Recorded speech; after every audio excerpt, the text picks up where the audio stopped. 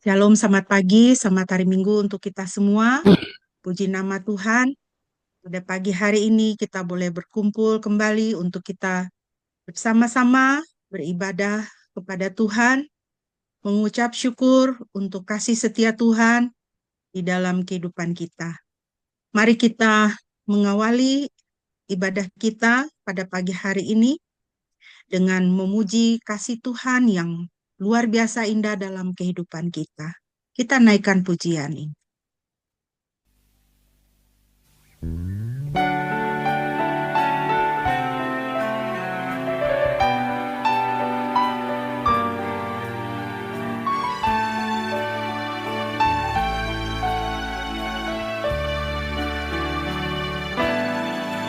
Oh kasih Tuhan, secerah sang surya menyinari jalanku.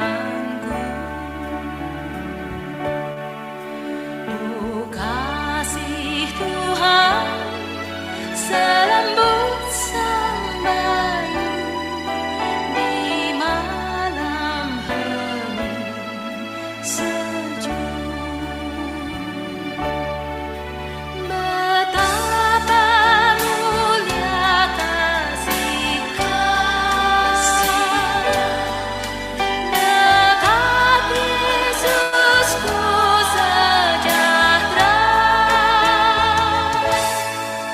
Oh kasih Tuhan, sungguh mengherankan, sebab ku diraihnya.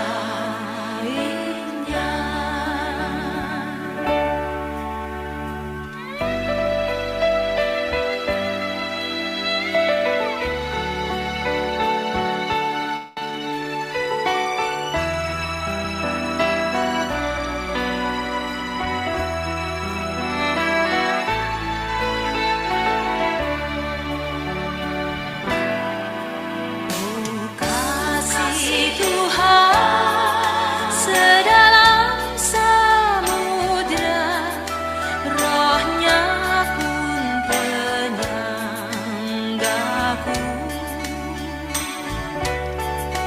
Oh kasih Tuhan, seceria mawar yang harum dan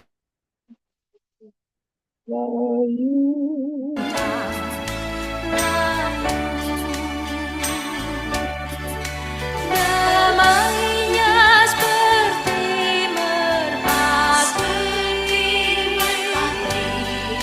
setia kita dinaungi. Tuhan ku pegang, hatiku pun senang, sebab ku dikasihi.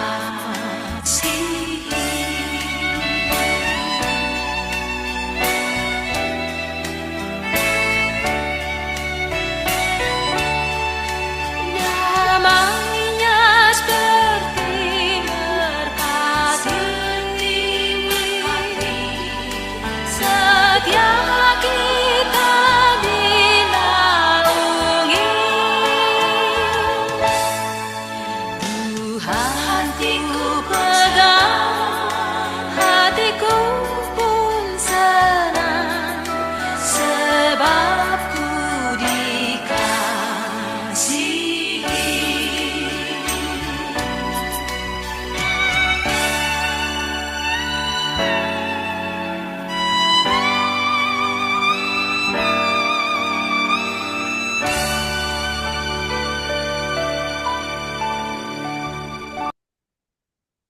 Mari kita menthabiskan ibadah kita.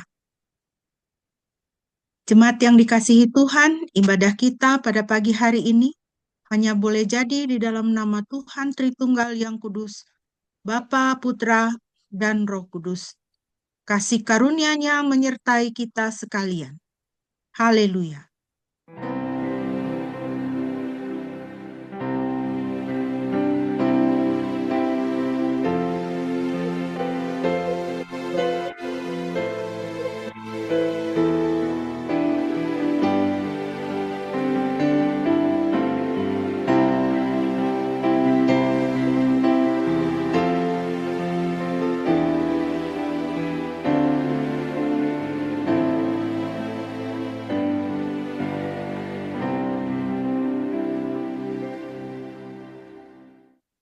Haleluya. Amin.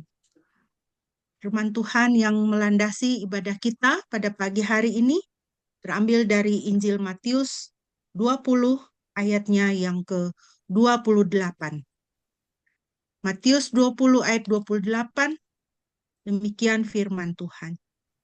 Sama seperti Anak Manusia datang tidak untuk dilayani, melainkan untuk melayani, dan untuk memberikan hidupnya sebagai tebusan ganti banyak orang. Puji nama Tuhan. Jemaat yang dikasihi Tuhan, mari kita terus memuji kasih Tuhan di dalam kehidupan kita. Begitu besar kasih Tuhan kepada setiap kita. Ia memberikan hidupnya, ia memberikan dirinya sebagai tebusan ganti banyak orang, ganti saudara dan saya. Supaya kita boleh menjadi anak-anak Bapa di sorga.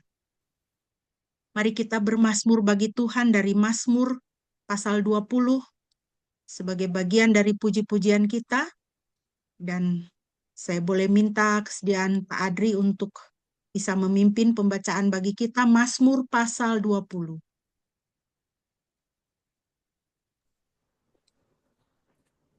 Mazmur pasal 20. Untuk pemimpin biduan Mazmur Daud. Saya ulangi, untuk kepala musisi Mazmur Daud. Kiranya Yahweh menjawab engkau pada hari kesesakanku. Kiranya nama Elohim Yakub meninggikan engkau.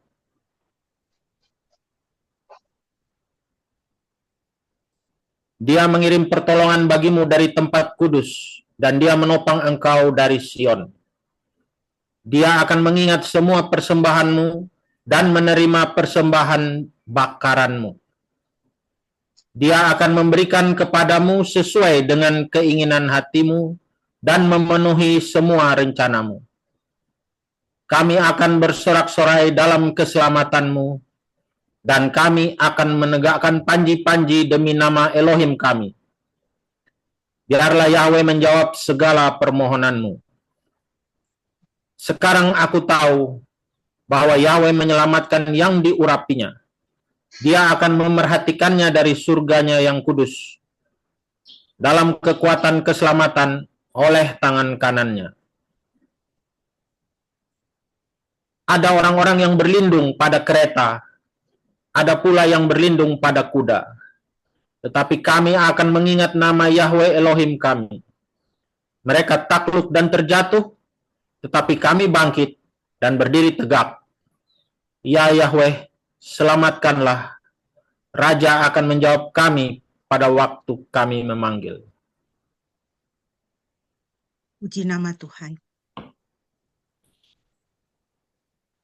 Begitu indah pertolongan Tuhan di dalam umatnya. Dia menjawab kita pada hari kesesakan. Dia mengirim pertolongan bagi kita dari tempat kudusnya. Dia mengingat kita, dia tidak pernah melupakan kita. Dia akan memberikan kepada kita sesuai dengan keinginan dan memenuhi rencana-rencana kita. Mari kita bersorak-sorai bagi Tuhan, memuji keindahan kasih-Nya di dalam hidup kita. Kita naikkan pujian sungguh indah, dan kita akan mempersiapkan untuk kita mau merenungkan firman Tuhan. Kita naikkan pujian ini bersama-sama, sungguh indah.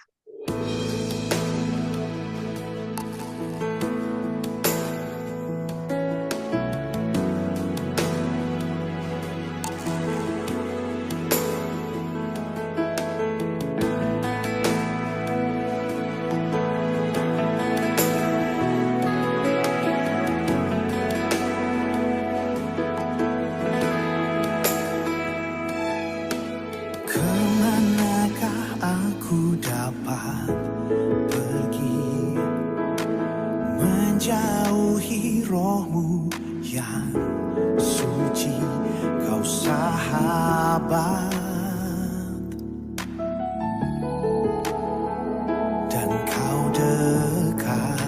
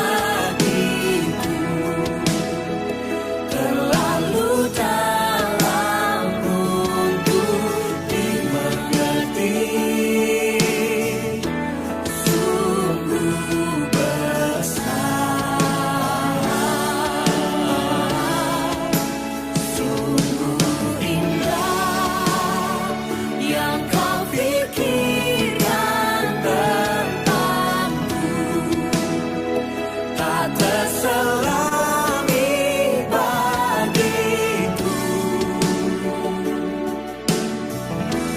Sungguh indah.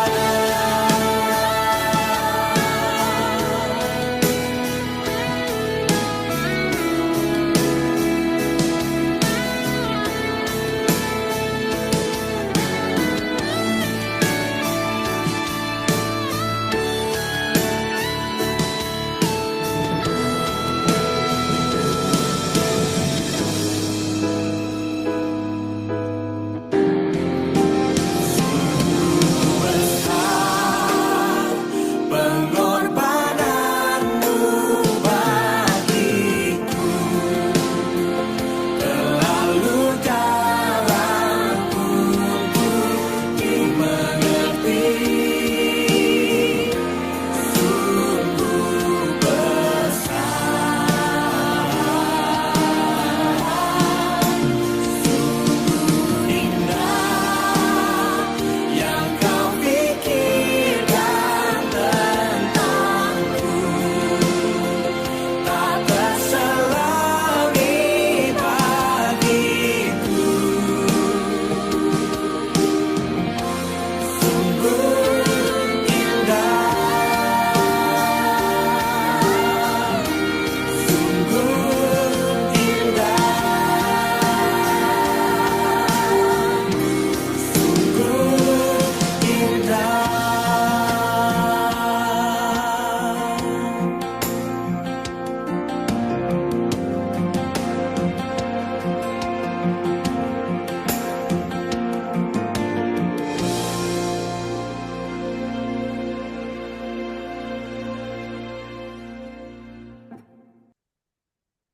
Haleluya, sungguh indah Tuhan Yesus. Mari kita membaca bagian firman Tuhan bagi kita pada pagi hari ini yang terambil dari Kitab Keluaran pasal 12 ayat 1 sampai dengan ayatnya yang ke-28. Kitab Keluaran pasal 12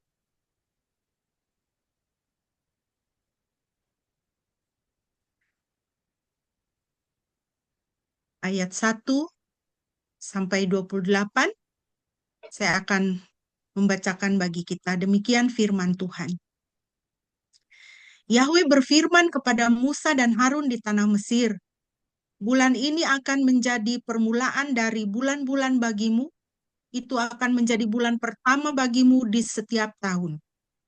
Katakanlah kepada semua jemaat Israel, pada hari ke-10 dalam bulan ini, setiap suami harus mengambil seekor domba bagi mereka menurut keluarga leluhur mereka, seekor domba untuk setiap keluarga.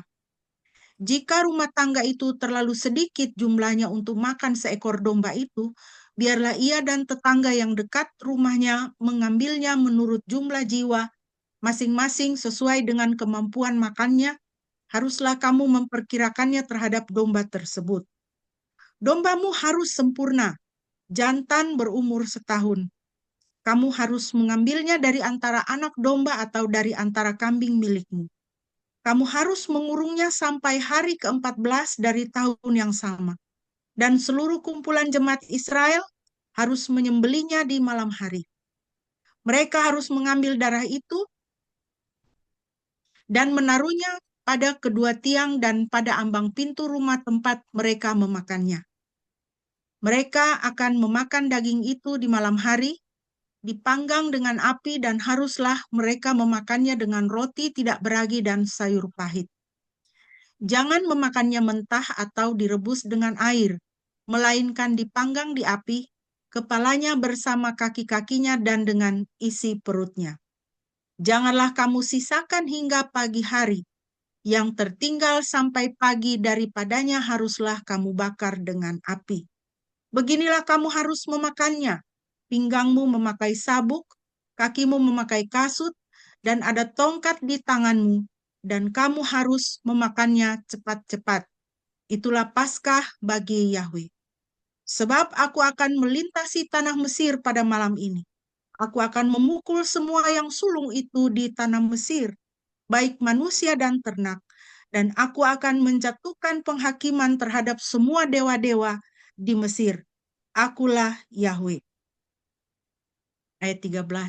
Darah pada rumah-rumah tempat kamu berdiam itu akan menjadi tanda bagimu. Dan ketika aku melihat darah itu, aku akan lewat daripadamu. Dan tulah yang menghancurkan tidak ada bagimu ketika aku mendatangkan hukuman atas tanah Mesir. Hari ini akan menjadi hari peringatan bagimu. Kamu harus menjaganya sebagai sebuah perayaan kepada Yahweh untuk generasi-generasimu dan sebagai suatu ketetapan untuk selama-lamanya. 7 hari lamanya kamu harus makan roti tidak beragi, bahkan pada hari pertama kamu harus menyingkirkan ragi dari rumahmu. Sebab setiap orang yang memakan apa yang beragi dari hari pertama sampai hari ke-7, orang itu harus dilenyapkan dari Israel. Pada hari pertama akan ada pertemuan kudus, juga pada hari ke-7 akan ada pertemuan kudus bagimu.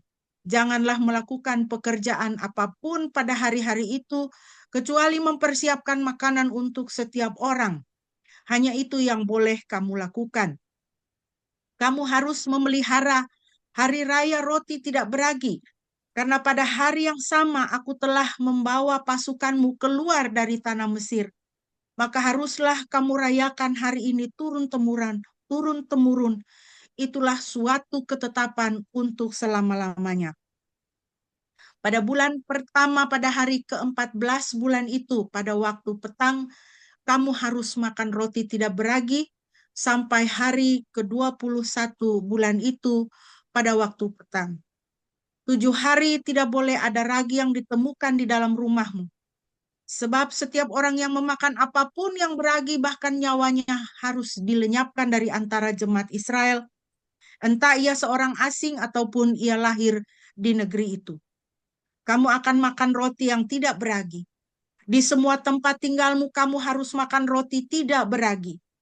Kemudian Musa memanggil semua tua-tua Israel dan berkata kepada mereka, pilihlah dan ambillah bagimu kawanan domba menurut kaum-kaummu, dan sembelilah anak domba Paskah itu.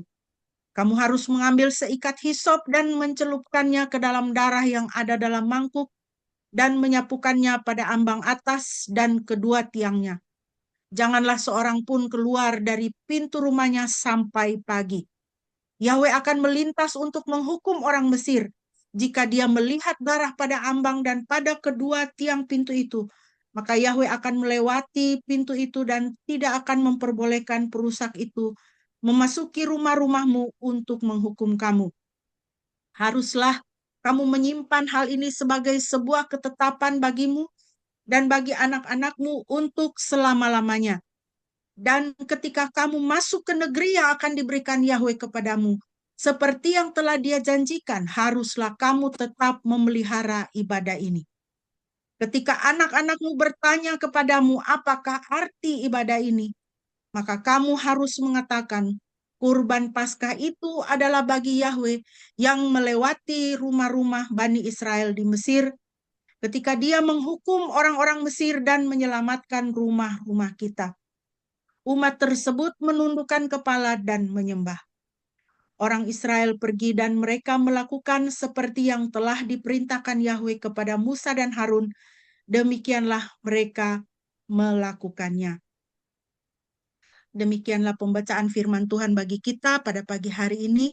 Yang berbahagia adalah setiap kita yang mendengar dan melakukan firman Tuhan dengan setia. Mari Bapak Ibu kita berdoa sebelum kita akan merenungkan firman Tuhan. Bapak Surgawi, terima kasih Tuhan pada pagi hari ini kami boleh menikmati firman Tuhan. Kami mohon Roh Kudus Tuhan untuk berbicara kepada setiap kami masing-masing di dalam situasi kehidupan kami masing-masing dan memberikan kami kuasa untuk menerapkan firman Tuhan dalam hidup kami. Terima kasih Bapa, di dalam nama Yesus Tuhan kami berdoa. Amin. Bapak Ibu yang dikasihi Tuhan, kita akan melanjutkan pembahasan kita mengenai karakter daripada kasih. Dan pada pagi hari ini kita telah sampai pada 1 Korintus 13 ayat 7 bagian A, yaitu kasih menutupi segala sesuatu. Mari kita lihat firman Tuhan dalam 1 Korintus 13 7a. Kasih itu menutupi segala sesuatu. Kata menutupi dalam bahasa Yunani dipakai kata stego, artinya menaungi, menutupi dalam diam, atau menanggung dengan sabar, menderita dengan sabar akan segala sesuatu. Di dalam King James Version dipakai kata bear, ya, beareth, ya, menanggung. Kasih menanggung segala sesuatu. Bear all things. Jadi bukan dalam pengertian kita kasih itu menutup-nutupin dosa gitu ya. Kasih itu menutup-nutupin aib gitu. Jangan diceritakan, kalau bisa nggak usah diomongin, ya. Ketika membaca ayat ini, pada awalnya saya berpikiran seperti itu gitu ya. Maksudnya ya ditutup-tutupin lah, nggak usah diomongin gitu. Kalau ditutup-tutupi dalam pengertian kita artinya tidak ada penyelesaian kan. Jadi dosa itu tetap ada, aib itu tetap ada. Tapi kita tutupin, kita tanggung sendiri, ya. Kita nggak mau orang lain tahu supaya jangan kita tambah malu. Gitu. Tapi tidak ada penyelesaian akan dosa itu, tidak ada penyelesaian kan aib itu, dia akan tetap ada di situ.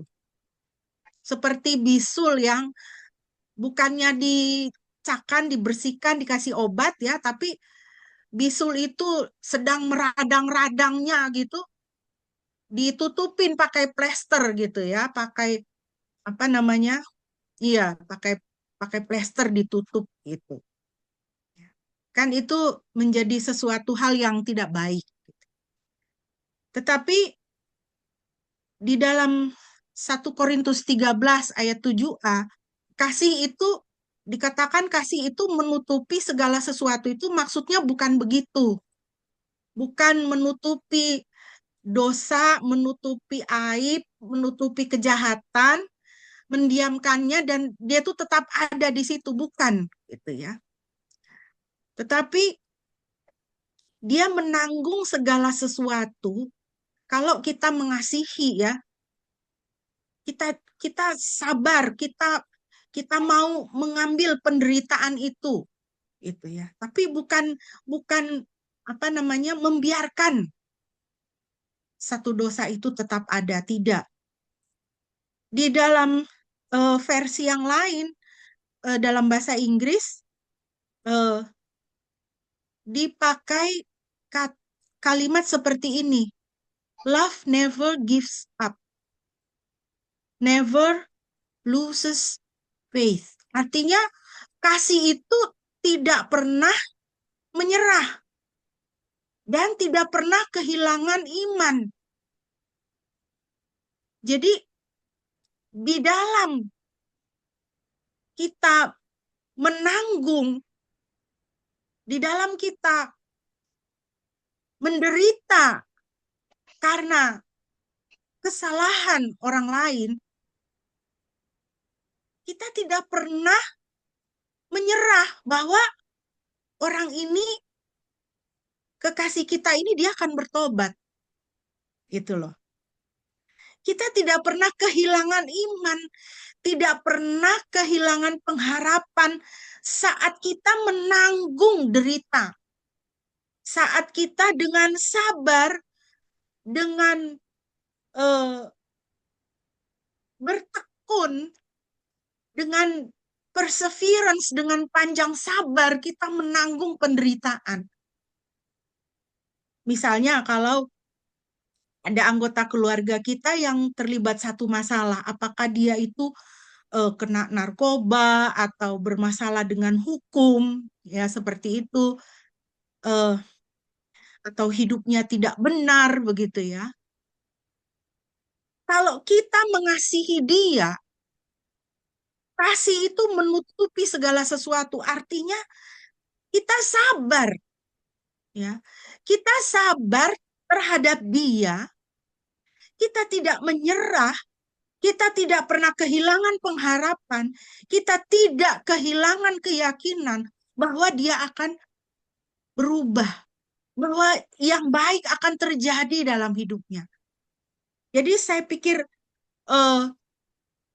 inilah maknanya daripada kasih itu menutupi segala sesuatu. Kita justru berjuang bagi dia. Seperti itu. Kita tidak membiarkan dia. Mungkin jalan perjuangan kita untuk memenangkan kekasih kita itu memang jalannya sulit dan panjang. Dan membutuhkan kesabaran kita. Membutuhkan ketekunan kita. Tapi kita jalani. Itu artinya kasih kita menutupi segala sesuatu. Ya. Nah, Bapak Ibu yang dikasihi Tuhan, saya mau mengajak kita untuk merenungkan lebih jauh akan hal ini berdasarkan Keluaran pasal 12 ayat 1 sampai dengan ayat 28 yang tadi kita sudah baca. Ada 3 hal yang bisa kita pelajari dari Keluaran 12 ayat 1 sampai 28. Yang pertama, untuk menyelamatkan umat dari tulah kematian, pintu rumah harus disapukan darah anak domba. Ya. Jadi tadi kita membaca dalam Keluaran 12, Tuhan mempersiapkan umat pada waktu itu karena Tuhan mau menjatuhkan penghukuman atas Mesir. Sehingga Tuhan mempersiapkan umat supaya umat diselamatkan. Caranya adalah caranya Tuhan, yang Tuhan perintahkan mereka harus membeli seekor domba jantan, lalu darah domba itu dilaburkan di ambang pintu rumah setiap keluarga Israel pada waktu itu. Ayat 7, 12, dan 13. Mereka harus mengambil darah itu dan menaruhnya pada kedua tiang dan pada ambang pintu rumah tempat mereka memakannya. Sebab aku akan melintasi tanah Mesir pada malam ini. Aku akan memukul semua yang sulung itu di tanah Mesir, baik manusia dan ternak, dan aku akan menjatuhkan penghakiman terhadap semua dewa-dewa di Mesir. Akulah Yahweh. Darah pada rumah-rumah tempat kamu berdiam itu akan menjadi tanda bagimu. Dan ketika aku melihat darah itu, aku akan lewat daripadamu, dan tulah yang menghancurkan tidak ada bagimu ketika aku mendatangkan hukuman atas tanah Mesir. Jadi, keselamatan bagi umat di dalam rumah apabila di pintu rumah itu disapukan, dilaburkan darah anak domba. Menurut ketentuan Tuhan. Ketika Tuhan lewat, ya, dan ketika aku melihat darah itu, firman Tuhan katakan, aku akan lewat daripadamu. Bahasa Inggrisnya, I will pass over you. Sehingga menjadi Passover. Ya, Tuhan lewat. Dan tulah yang menghancurkan tidak ada bagimu. Ketika hukuman dijatuhkan atas tanah Mesir, semua yang berlindung di dalam rumah yang ada darah anak domba di ambang pintunya, mereka diselamatkan. Si penghancur, si pemusnah, dalam bahasa Inggris dipakai kata destroyer, ya. Si pembinasa itu, dia tidak akan masuk ke dalam rumah umat yang ada di dalam dilabur darah anak domba di pintunya. Saudara, Tuhan berkata, aku akan menghukum dewa-dewa Mesir. Aku akan menjatuhkan penghukuman atas Mesir. Aku akan menghukum dewa-dewa Mesir. Ini adalah gambar ilustrasi dewa-dewa Mesir, ya. Dewa-dewa Mesir itu banyak sekali. Saudara bisa lihat, kalau tidak salah saya baca kemarin itu 2000 sekian begitu, ya. Berarti ini hanya beberapa di antaranya. Ya. Dan bahkan Firaun sendiri dianggap atau disembah juga sebagai dewa. Dan kalau saudara baca dewa-dewa ini jahat-jahat semua. Ngeri, ya. Ngeri-ngeri semua. Bagaimana apa yang mereka lakukan kepada manusia. Ada dewa yang seperti misalnya dewa Anubis itu dewa kematian, gitu ya. Jadi dia itu makan jantungnya orang yang mati begitu. Kemudian ada dewa apa lagi itu saya lupa namanya kemarin. Dia dewi itu, ya. Dia itu dewi yang pemarah, dan kalau dia marah dia akan menghancurkan umat manusia, dan dia hanya bisa ditenangkan dengan jus delima gitu, ya. Jadi harus ditumpahkan jus delima banyak-banyak supaya murkanya itu bisa padam gitu, ya. Bapak Ibu, mengapa Tuhan berkata, aku akan menghukum dewa-dewa Mesir. Aku akan menghukum tanah Mesir. Di balik dewa-dewa ini, saudara, dewa-dewa ini adalah perlambang dari roh-roh jahat. Setiap berhala adalah demonis. Ada roh-roh jahat yang bekerja di situ. Ada roh-roh jahat yang menguasai manusia, membunuh manusia, merusak hidup manusia. Dan penyembahan kepada berhala-berhala menyatakan apa? Pertentangan atau berperang melawan Tuhan. Kalau menyembah berhala berarti tidak menyembah Tuhan. Tuhan itu kudus. Berarti kalau menyembah berhala pasti terlibat dengan segala macam kenajisan. Pasti akan terlibat dengan segala macam dosa yang mengerikan. Yang bisa mendatangkan murka Tuhan. Apa Ibu yang dikasihi Tuhan? Dalam Keluaran pasal 20 ayat yang kedua, firman Tuhan mengatakan bahwa Mesir adalah rumah perbudakan. Dalam bahasa Ibrani, kata Mesir itu adalah Mitzrayim. Artinya, Mitzrayim itu artinya tempat mengurung atau sebuah kurungan. Mitzrayim itu artinya pembatasan atau larangan. Jadi Mitzrayim adalah sebuah tempat di mana Anda tidak dapat bergerak karena Anda dikurung, dibatasi, dilarang, tidak dapat melihat jalan keluar, dan Anda terlalu bisu untuk mengekspresikan perasaan buntu. Di tempat itu Anda stuck, Anda buntu. Tapi untuk menyuarakan penderitaanmu saja, engkau tidak bisa. Engkau terlalu bisu. engkau dikurung, dibatasi, dilarang. Dengan singkat kata, itu adalah tempat perbudakan. Engkau tidak punya hak bahkan untuk hidup.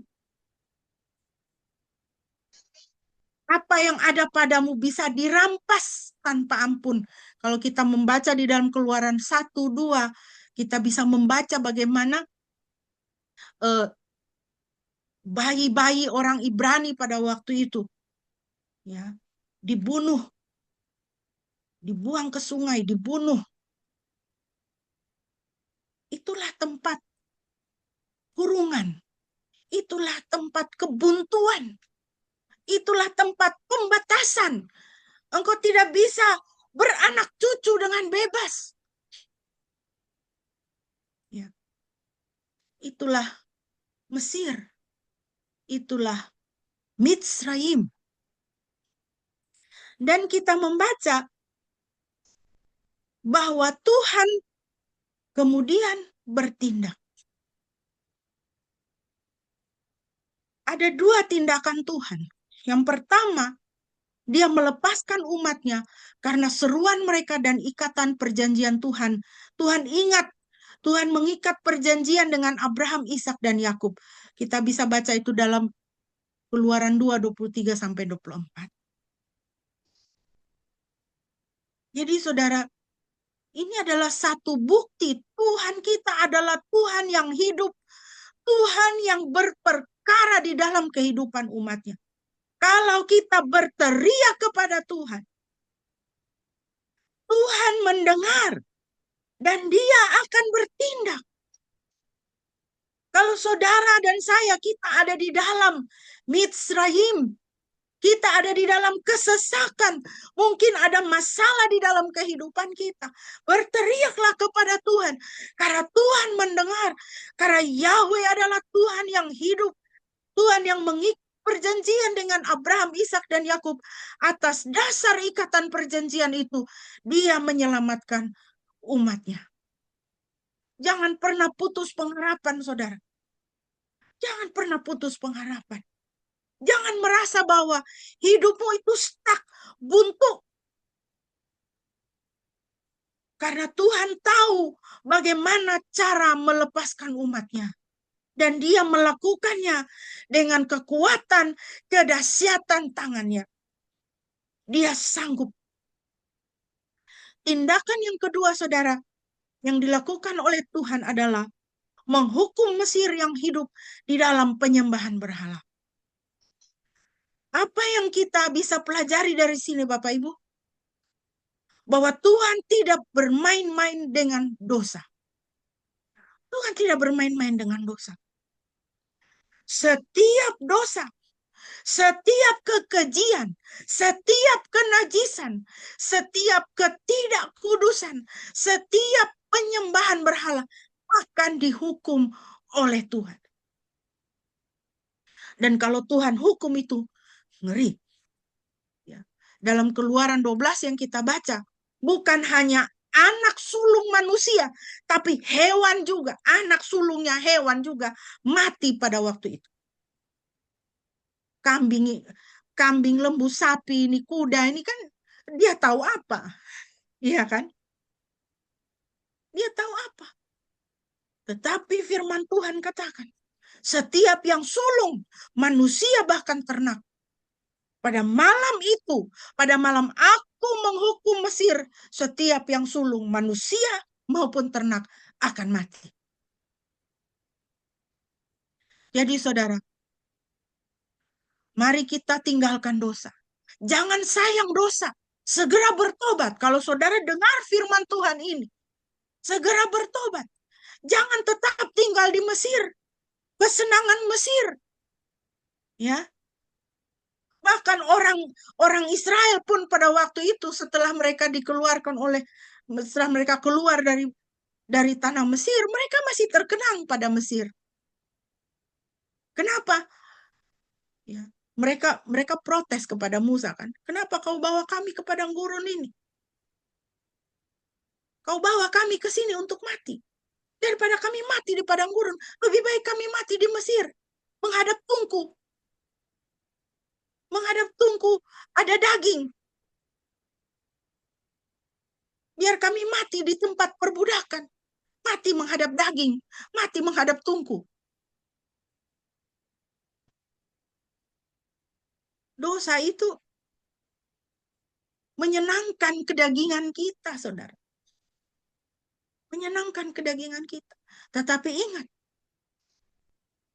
kehidupan di dalam dosa adalah kehidupan di tanah Mesir, di tempat perbudakan, di tempat kurungan, di tempat larangan, di tempat buntu.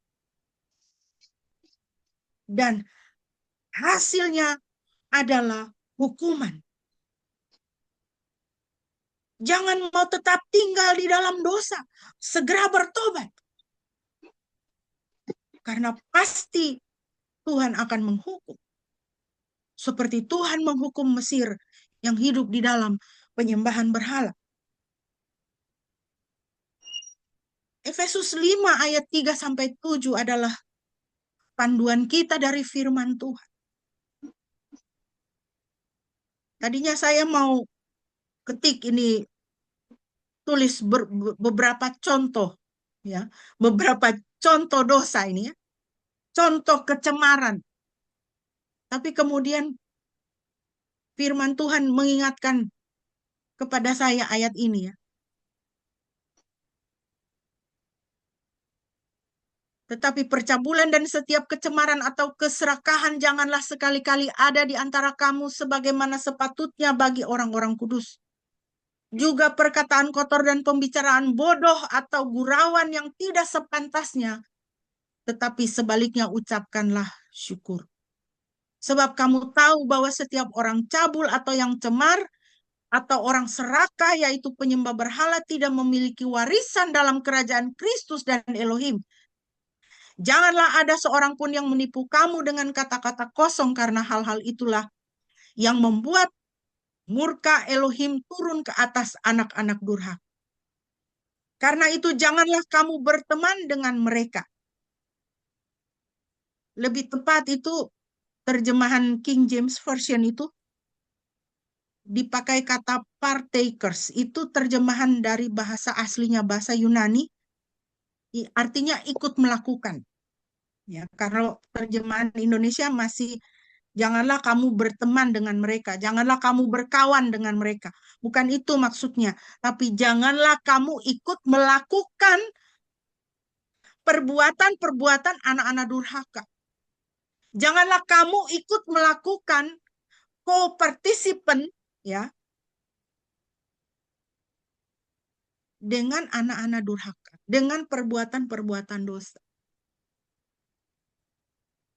Di dalam ayat yang ketiga dikatakan di situ, janganlah sekali-kali ada di antara kamu.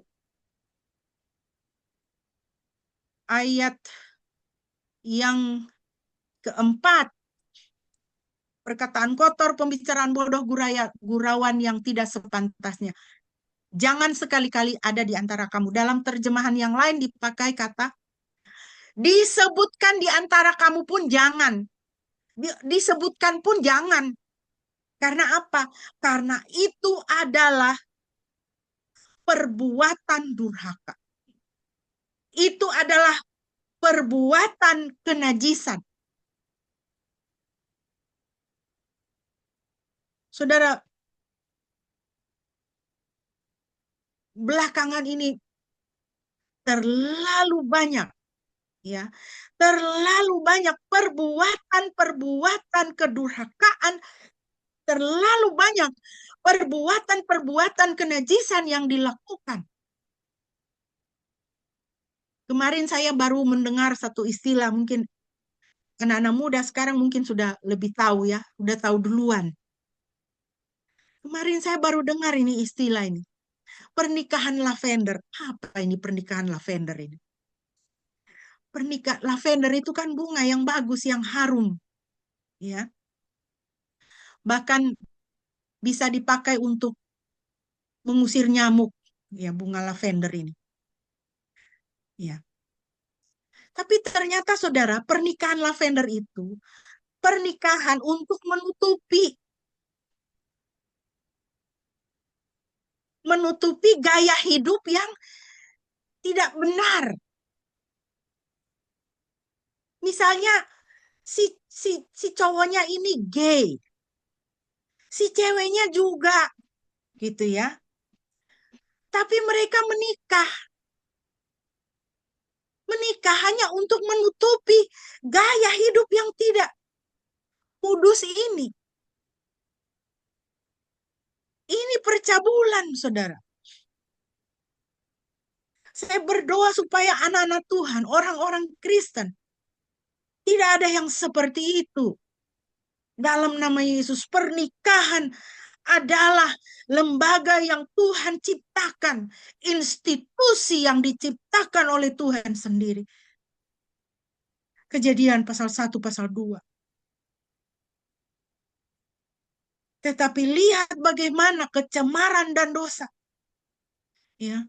Kecemaran dan dosa merusak apa yang tatanan yang baik, yang indah, yang kudus yang dibuat oleh Tuhan.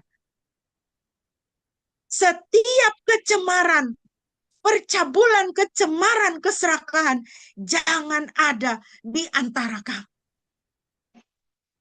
Kamu umat Tuhan.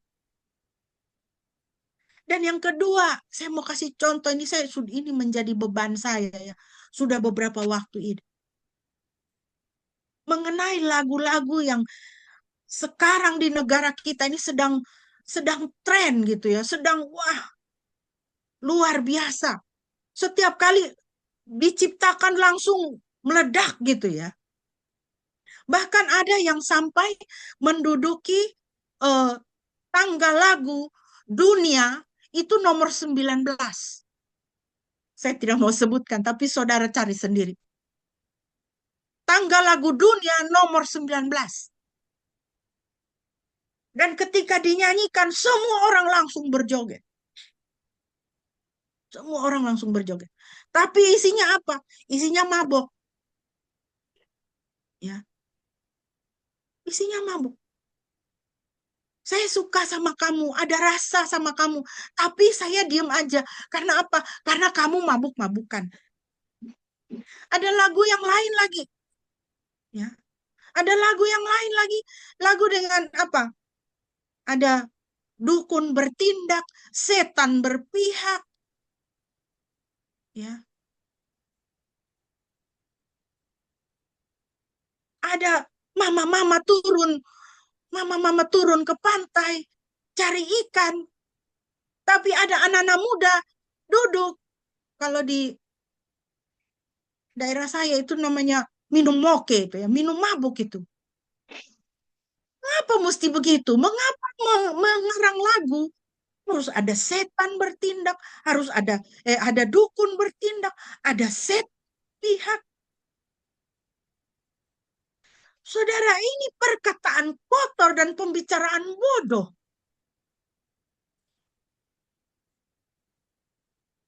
Ini adalah perbuatan orang-orang durhaka. Janganlah kamu berteman dengan mereka. Artinya, jangan ikut melakukan.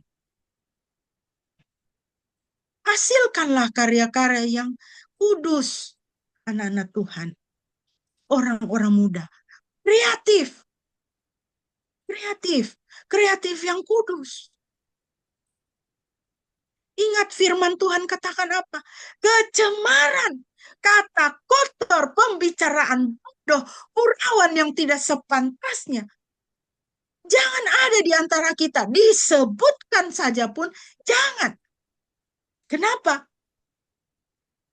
Kalau kita ikut melakukan, kita menjadi partakers dengan orang-orang durhaka. Kita menjadi partakers dengan orang-orang Mesir.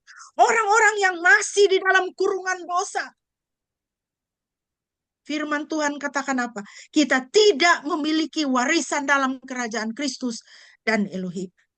Lihat apa yang terjadi dengan Mesir. Firman Tuhan katakan, aku akan menghukum Mesir dan aku akan menghukum berhala-berhalanya. Jadi saudara, sebagaimana sepatutnya kita sebagai orang-orang kudus. Hiduplah kudus, hiduplah saleh dan benar. Mari kita kembali kepada Keluaran pasal 12. Ada darah anak domba yang harus dilaburkan, disapukan di ambang pintu rumah. Ketentuan anak domba itu adalah Keluaran 12 ayat 5. Seekor domba yang sempurna, jantan berumur setahun. Domba itu harus sempurna. Tidak cacat, tidak belang, tidak buta, tidak tuli. Harus sempurna. Dalam 1 Korintus 5 ayat 7b dikatakan bahwa itu adalah bayangan Kristus. Domba yang sempurna di dalam Keluaran 12 ayat 5 adalah bayangan Kristus. Menggambarkan Kristus. Menggambarkan Kristus yang dikorbankan. Karena Kristus, yaitu anak domba Paskah kita, telah dikorbankan untuk menggantikan kita. Darah anak domba yang dilaburkan di pintu menyelamatkan orang-orang yang ada di dalam rumah itu dari tulah kematian, dari si pembinasa. Darah anak domba Paskah kita, yaitu Yesus Kristus, yang telah dikorbankan, yang telah dicurahkan. Darahnya menutup kita, membasuh kita dari dosa-dosa kita. Sehingga kita bisa menghadap Tuhan Bapa, Tuhan yang Maha Kudus, dan diangkat sebagai anak-anaknya. Sehingga kita tidak lagi dikatakan sebagai anak-anak durhaka, tetapi anak-anak Bapa Surgawi. Yang kedua, Bapak Ibu yang dikasihi Tuhan, darah anak domba itulah yang menutupi dan menyelamatkan umat. Tidak ada sumbangsih manusia. Tidak ada. Dalam Keluaran 12, setiap keluarga di rumah itu tinggal di dalam rumah, tidak keluar, duduk manis, diam saja. Apakah yang membuat si pembinasa itu lalu dari pintu mereka? Darah anak domba itu. Si pembinasa itu, ulah itu, dia tidak lihat, dia tidak pikir-pikir. Ini yang di dalam rumah ini siapa ya? Oh, ini pejabat ini. Oh, ini orang baik ini. Anak-anaknya sukses semua ini. Kita lewat saja. Jangan diganggu. Oh, ini dia suka memberi sedekah. Paling banyak ngasih persembahan. Kita lewatkan saja. Si pembinasa itu, dia tidak pikir-pikir begitu. Kenapa si pembinasa itu bisa lewat? Kenapa tulah itu bisa lalu? Kenapa tulah itu tidak bisa masuk ke dalam rumah untuk mencapai orang-orang yang ada di situ? Untuk mencapai anak sulung yang ada di situ. Dia lewat karena apa? Karena dia lihat darah anak domba yang menutupi pintu rumah itu. Tidak ada sumbangsih manusia. Jadi saudara, itulah makanya dikatakan bahwa keselamatan kita adalah anugerah. Anugerah Tuhan buat kita. Apakah kita layak menerimanya? Tidak. Tidak. Baik orang Ibrani maupun orang Mesir pada waktu itu, tidak ada satu yang layak diselamatkan. Tidak ada. Bahkan orang Ibrani yang berseru-seru kepada Tuhan. Kalau ukuran kekudusan Tuhan, tidak ada satu yang layak diselamatkan. Tetapi mengapa orang-orang Ibrani pada waktu itu, mereka kemudian diselamatkan? Karena apa? Karena darah anak domba. Darah anak domba itu yang melayakkan mereka.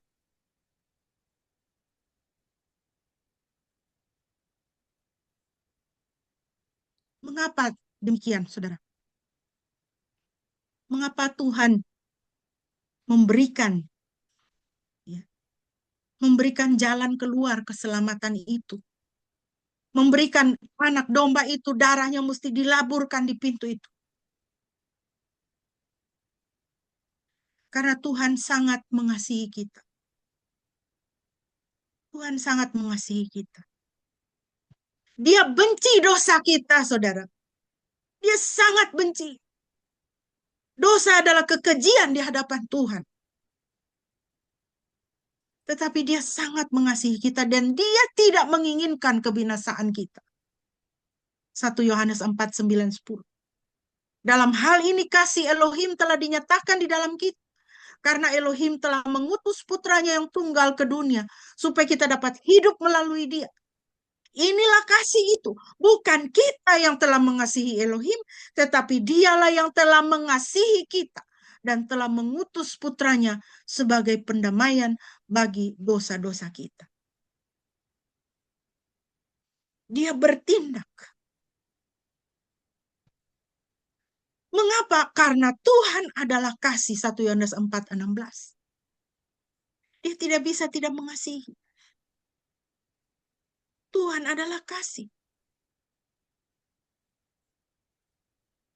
Dia bertindak dalam kasihnya. Dan dia bertindak di dalam kekudusan dan keadilannya. Dia menghukum dosa. Tetapi menyelamatkan kita. Dialah yang telah mengasihi kita dan telah mengutus putranya sebagai pendamaian bagi dosa-dosa kita. Dan yang ketiga adalah karena hanya Kristus yang dapat melakukan pendamaian itu. Hanya Kristus yang dapat menutupi. Hanya Kristus yang dapat menghapuskan dosa-dosa kita dan melakukan pendamaian. Mendamaikan kita dengan Elohim. Ibrani 9, 13, 14. Sebab jika oleh pemercikan darah domba jantan, darah lembu jantan dan abu lembu muda, mereka yang najis itu dapat disucikan secara lahiriah, betapa lebih lagi darah Kristus yang oleh roh yang kekal telah mempersembahkan dirinya sendiri kepada Elohim sebagai persembahan yang tanpa cacat, domba yang sempurna, yang akan menyucikan hati nurani kita dari perbuatan yang membawa kematian, supaya kita dapat beribadah kepada Elohim. Darah Kristus. Darah Kristus itulah yang sanggup menyucikan hati nurani kita dari perbuatan yang membawa kematian. Darah Kristus, darah anak domba Elohim itulah yang sanggup membasuh, menutupi hati nurani kita dari perbuatan yang membawa kematian. Perbuatan apa yang membawa kematian? Dosa. Dan hanya oleh darah Kristus kita dapat beribadah kepada Elohim yang hidup. Orang yang hidup di dalam dosa. Orang yang hidup di tanah Mesir. Orang yang hidup di tanah kebuntuan. Tidak beribadah kepada Elohim yang hidup. Tidak bisa beribadah kepada Elohim yang hidup. Karena di dalam tanah kebuntuan, di dalam tanah kurungan, di situ yang memerintah adalah siapa? Dewa-dewa Mesir. Di situ yang memerintah adalah siapa? Si jahat. yang menguasai hati dan pikiran manusia, yang menguasai manusia sehingga manusia menjadi pelaku-pelaku kejahatan, pelaku-pelaku ketidakkudusan, pelaku-pelaku perlawanan kepada Tuhan yang hidup. Yang ketiga, yang terakhir, Bapak Ibu dan Saudara, sebagai penutup. Jadi apa yang dikehendaki Tuhan bagi kita? Yang pertama, pada hari ini, kehendak Tuhan bagi kita adalah datang kepadanya, berlindung pada darah Kristus. Pada hari ini jika Anda mendengar berita firman Tuhan ini, Tuhan mengundang Anda untuk datang kepadanya dan berlindung pada darah Kristus. Yesaya 1 ayat 18 firman Tuhan. Datanglah sekarang dan marilah kita berperkara. Yahweh berfirman, sekalipun dosamu merah seperti kirmisi, akan menjadi putih bagaikan salju. Sekalipun berwarna merah seperti kain kesumba, akan menjadi putih bagaikan bulu domba. Ini undangan Tuhan untuk saudara, untuk datang dan berlindung pada darah Kristus.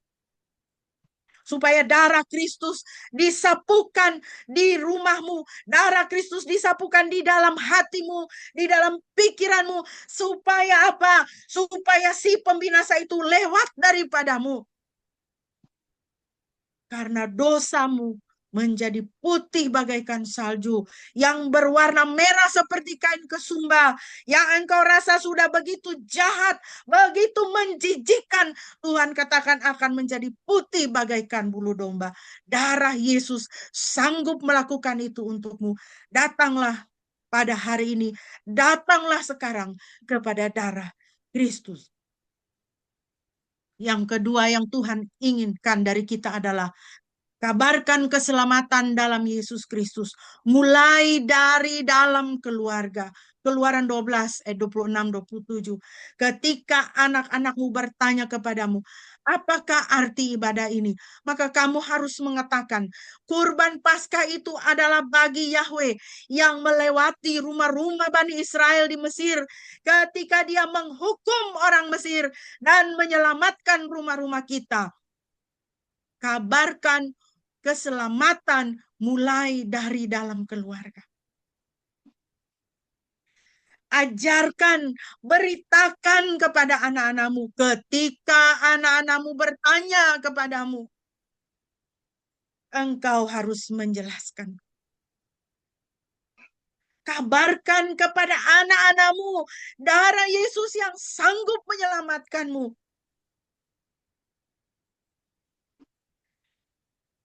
Bicarakan di dalam rumahmu.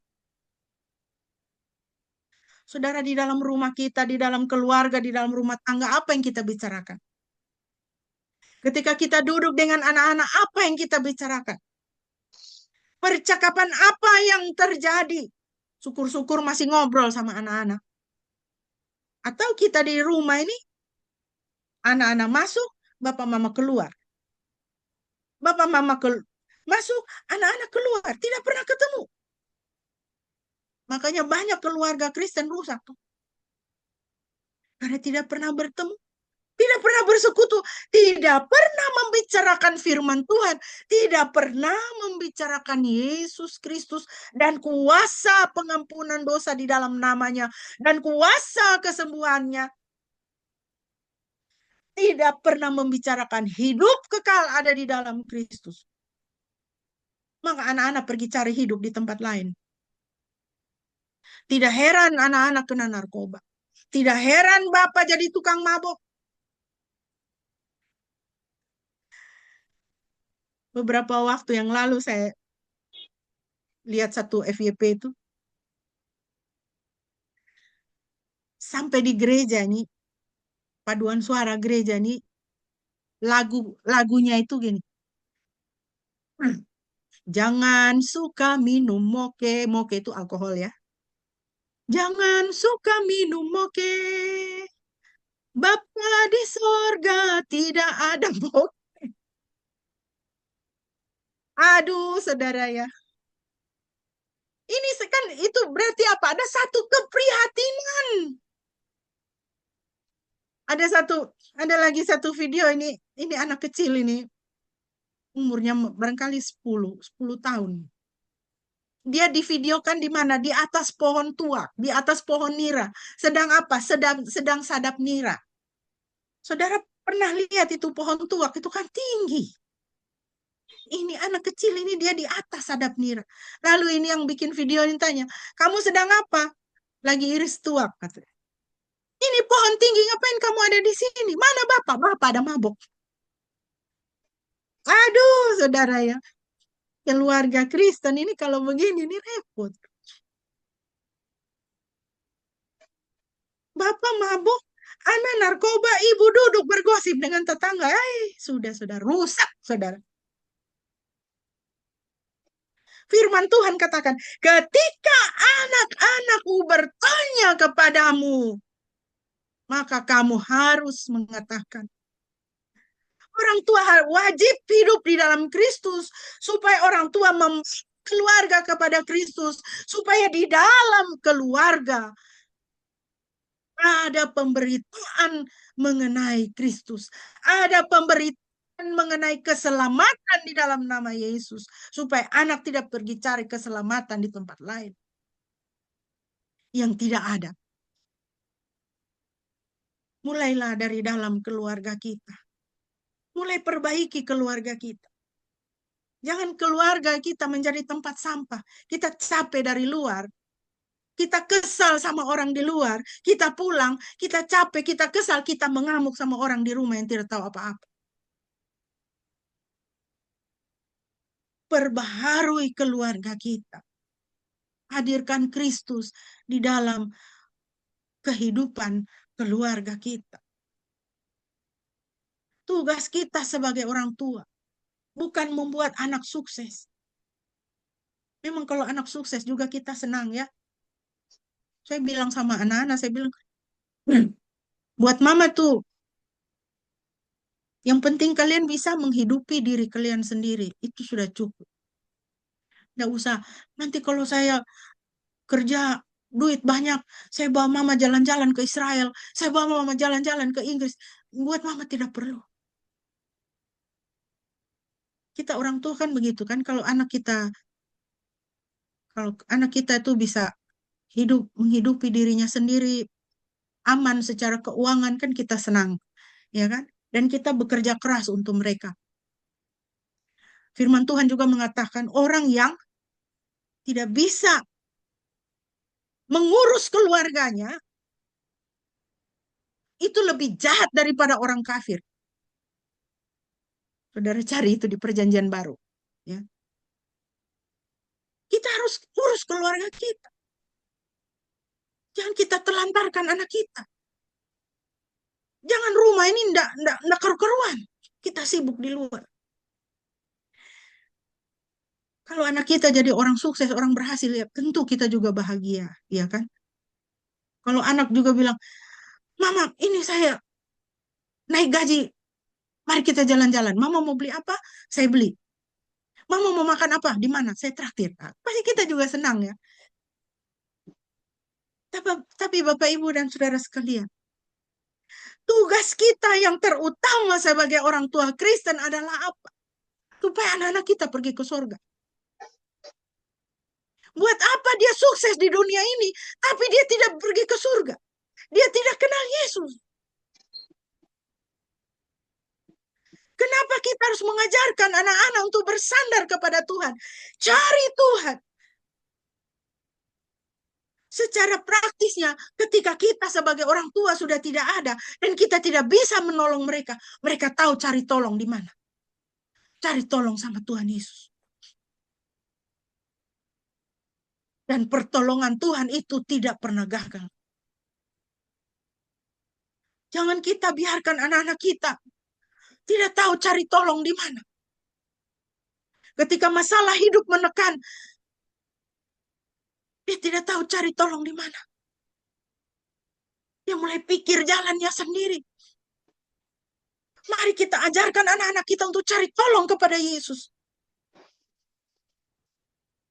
Biar darah Yesus yang membungkus mereka, membungkus hidup mereka. maka mereka akan dilindungi dunia dan akhirat. Kabarkanlah keselamatan, kabarkan kuasa darah Yesus, kabarkan kasih Tuhan mulai dari dalam keluarga kita dan ke seluruh dunia. Markus 16, 15, 16. Lalu dia berkata kepada mereka, pergilah kamu ke seluruh dunia, beritakanlah Injil kepada segala makhluk. Siapa yang percaya dan dibaptis akan diselamatkan, tetapi siapa yang tidak percaya akan dihukum. Ini tugas kita. Tugas kita sebagai orang-orang tebusan Kristus. Tugas kita sebagai orang-orang yang sudah diselamatkan oleh darah Kristus. Beritakanlah Injil kepada segala makhluk. Saya mau mengakhiri, saudara, dengan contoh ini. Ini videonya saya ada muat di grup. Ya. Saya sengaja menampilkan ini, saya screenshot dari lamannya Kenzie Dejan. Saudara bisa lihat di situ, saudara bisa, kalau saudara tidak ada di grup, saudara bisa pergi ke lamannya Kenzie Dejan ini, dan saudara bisa lihat videonya. Singkat saja. Kesaksian Susana, wanita Kristen asal Nigeria. Saudara, berapa waktu ini kan kita dihebohkan dengan genosida yang terjadi di Nigeria terhadap anak-anak Tuhan di sana. Puluhan ribu orang Kristen dibantai di Nigeria. Setiap hari ribuan orang Nigeria dibantai di Nigeria. Ribuan orang Kristen di Nigeria. Ini adalah seorang anak Tuhan, seorang ibu bernama Suzanne. Dia ditembak di kepala oleh Boko Haram, namun secara ajaib dia selamat, tetapi harus rela kehilangan penglihatannya selamanya. Suzanne bersaksi. Jadi yang mewawancarai dia itu tanya, apa yang akan kamu lakukan terhadap orang yang sudah menembak kamu? Sehingga kamu sekarang menjadi seperti ini, kehilangan penglihatan kamu. Dia berkata, Suzanne ini dia berkata, aku memaafkan orang yang menembakku, karena itu yang diajarkan oleh Kristus. Aku memaafkan, karena itu yang diajarkan oleh Kristus. Apa yang dilakukan oleh Suzanne ini? Dia sedang memberitakan Injil, saudara. Dia sedang memberitakan Yesus Kristus. Saudara, kita disakiti oleh sesama aja, kita tersinggung aja, dendamnya mau 7 turunan. Bagaimana kalau kita seperti Suzanne ini? Ya toh, ditembak sampai dia kehilangan penglihatannya. Ditembak di kepala. Kalau ditembak di kepala ini kan ujung-ujungnya apa? Mati kan?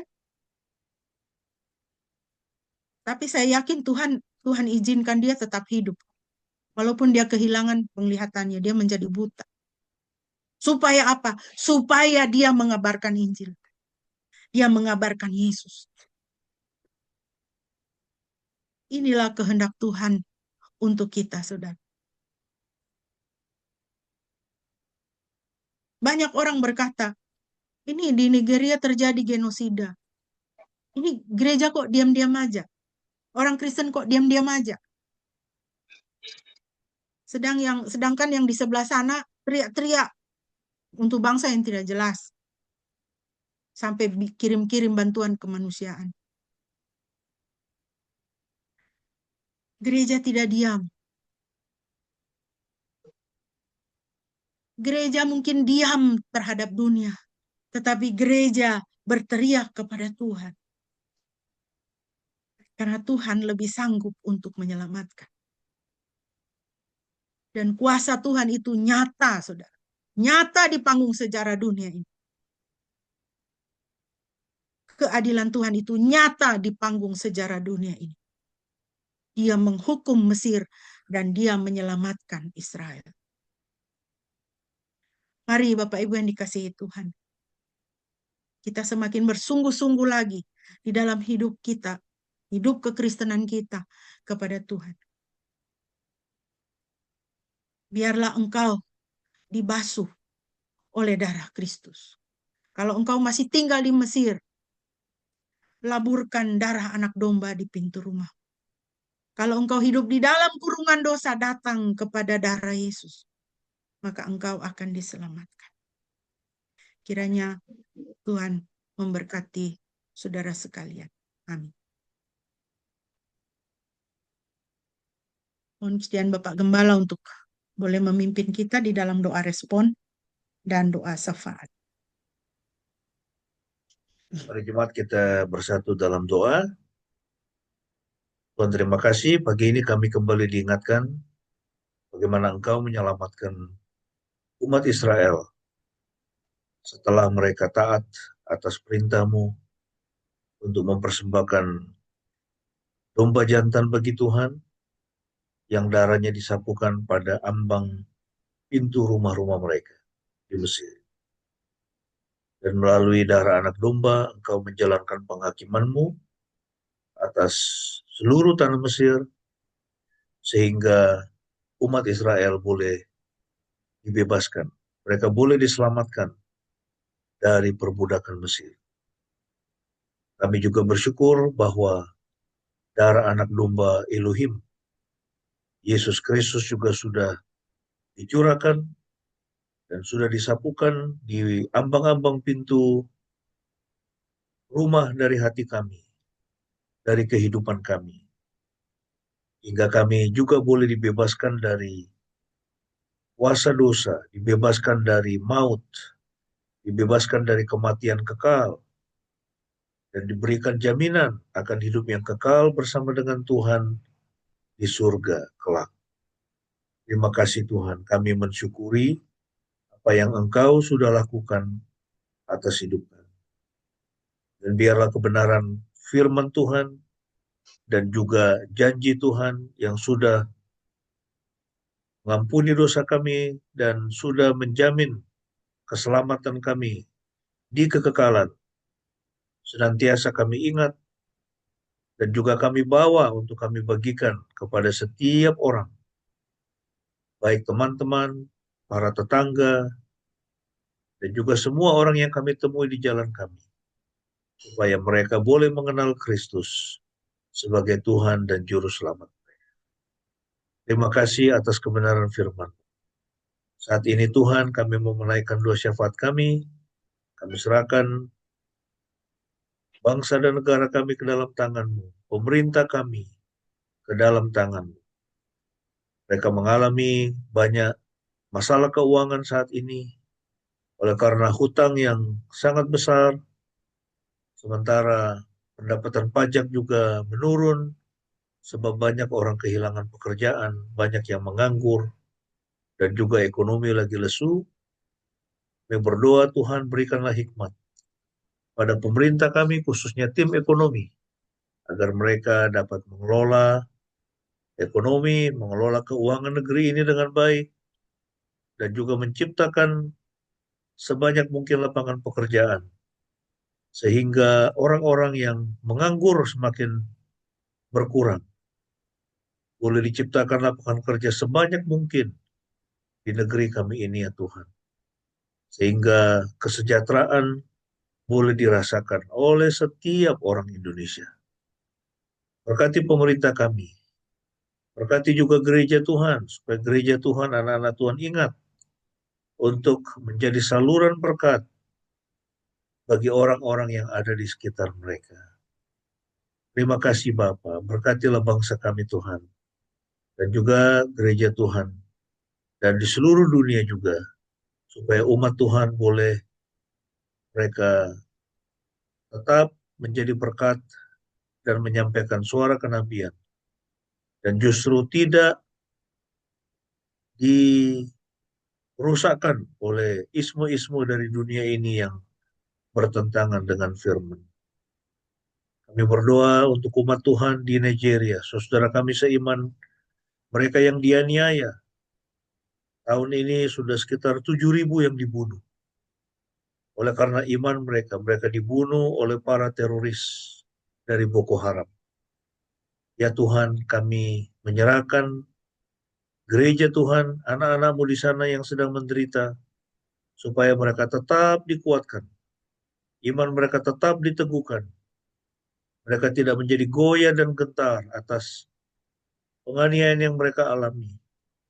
Tapi biarlah apa yang mereka alami memperkuat iman mereka, dan juga orang-orang yang selama ini masih di luar kekristenan, di luar Kristus. Ketika mereka melihat apa yang dilakukan oleh saudara-saudara mereka kepada umat Kristen, Tuhan berbicara kepada hati mereka untuk bertobat. Dan mereka memahami bahwa ideologi yang satu ini bukan berasal dari Tuhan yang sejati, tetapi dari iblis, sang pembunuh manusia sejak semula.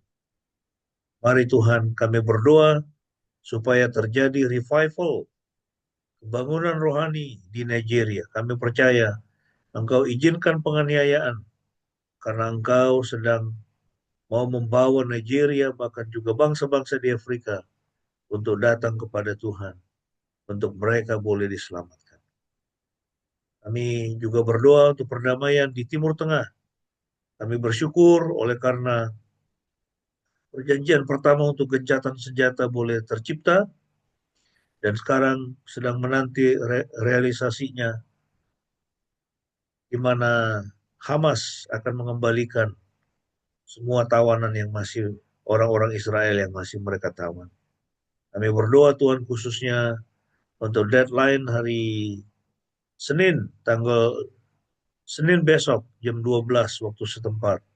Mereka sudah harus mengembalikan semua tawanan. Biarlah itu Tuhan boleh direalisasikan sehingga tercipta keamanan, tercipta perdamaian antara bangsa Yahudi dengan bangsa Arab Palestina. Kami berdoa untuk perdamaian di Timur Tengah. Kiranya Kristus sang Raja Damai boleh hadir dan mencurahkan berkat perdamaian untuk kedua bangsa yang berseteru. Begitu juga konflik yang masih terus terjadi antara Rusia, Ukraina. Tuhan, kami berdoa supaya Engkau sendiri yang bertindak agar perang ini boleh segera berhenti. Kami berdoa untuk perdamaian dunia. Biarlah kami anak-anak Tuhan dimanapun berada, kami tetap menyuarakan suara perdamaian. Kami berdoa untuk setiap kami Tuhan dalam pergumulan kami. Berkatilah para orang tua kami dalam masa tua, tetap berikan kesehatan dan sukacita kepada mereka. Berkati pekerjaan kami Tuhan, apapun profesi kami, berkati pekerjaan kami Tuhan, supaya semakin meningkat, supaya semakin bertambah-tambah. Biarlah apa yang kami pegang boleh menghasilkan buah. Berkati semua anak-anak kami dalam studi maupun pekerjaan mereka. Tuhan terus berkati dan buka jalan untuk anak-anak kami sehingga mereka kelak akan menjadi kepala, bukan menjadi ekor. Mereka akan menjadi pemimpin dan mereka akan menyalurkan berkat Tuhan kepada orang-orang yang mereka temui dan dimanapun mereka berada. Terima kasih Tuhan. Kami alaskan doa ini dengan doa Bapa kami sebagaimana yang Tuhan Yesus sudah ajarkan kepada kami. Mari kita naikkan bersama-sama. Bapa kami yang di surga, dikuduskanlah namamu, datanglah kerajaan-Mu, jadilah kehendak-Mu di bumi seperti di surga. Berikanlah kami pada hari ini makanan kami yang secukupnya, dan ampunilah kami akan kesalahan kami, seperti kami juga mengampuni orang yang bersalah kepada kami. Dan janganlah membawa kami ke dalam pencobaan, tetapi lepaskanlah kami daripada yang jahat. Karena Engkaulah yang mempunyai kerajaan dan kuasa dan kemuliaan sampai selama-lamanya. Amin.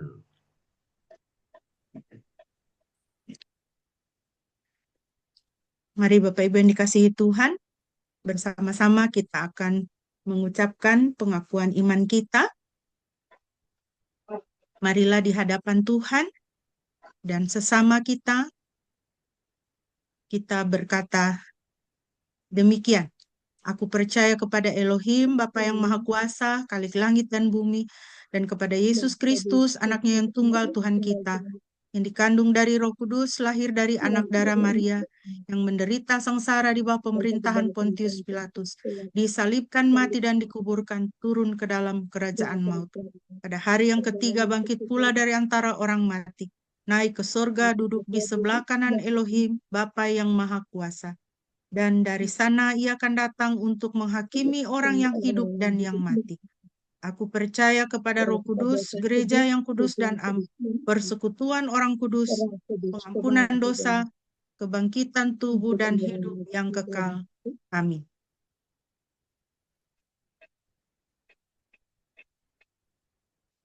Kita akan mengakhiri ibadah kita pada pagi hari ini. Sebelum kita mengakhiri dengan doa dan menerima berkat, mari kita kembali menaikkan pujian dari Kidung Keesan 534, Tersembunyi Ujung Jalan.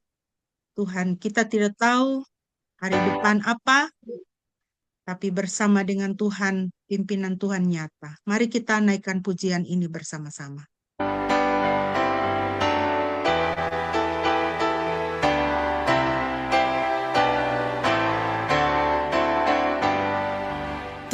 Tersembunyi ujung jalan, hampir atau masih jauh.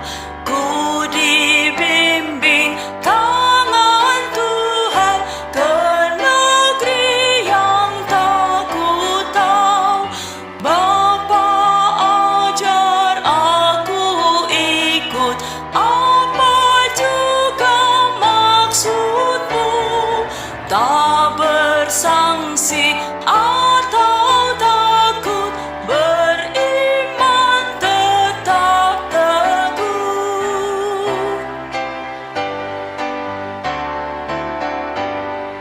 Meski langkahmu semua tersembunyi bagiku, hatiku menurut jua dan memuji kasih-Mu. Meski kini tak ku nampak, nanti ku berbahagia apabila terang-Mu nampak dengan kemuliaan-Nya.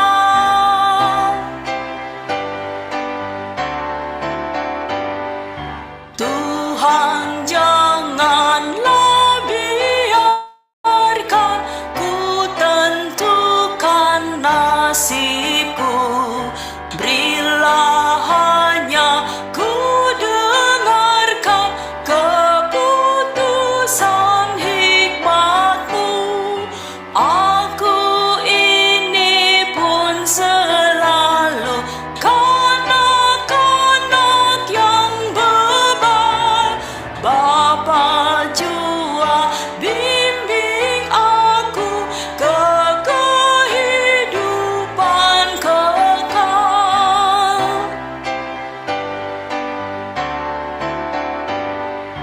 Dengan Bapa aku maju dalam malam yang kelam, ke negeri yang tak ku tahu, dengan mata terpejam.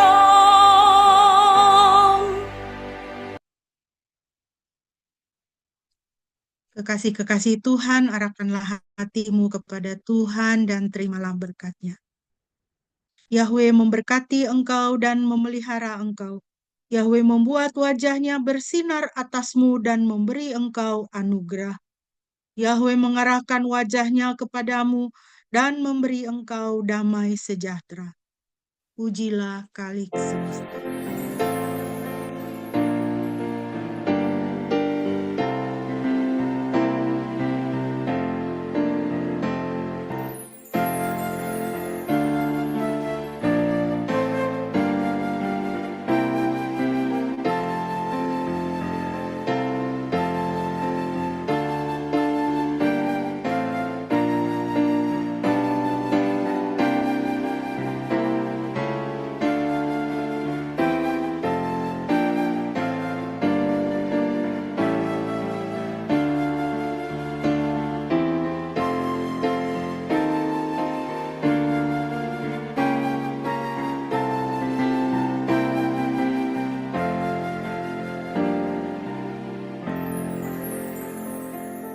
Amin. Mari kita bersaat teduh.